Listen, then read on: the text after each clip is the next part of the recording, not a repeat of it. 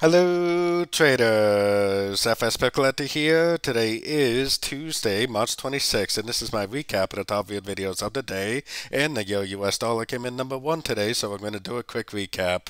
If you'd like to see my full top-down analysis on the euro dollar, make sure you check out the video linked at the end of this video over here.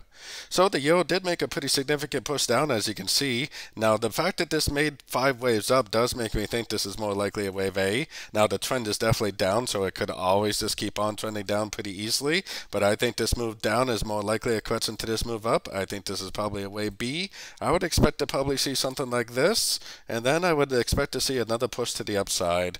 So if you do see a three-way pattern down to one of these Fibonacci retracement levels, nice impulsive engulfing move to the upside, then I would definitely take that as a long opportunity for the continuation of this move. Then if you saw the end of a correction, which would be a correction to this last push down, then you could exit your long, go short for the continuation of the downtrend.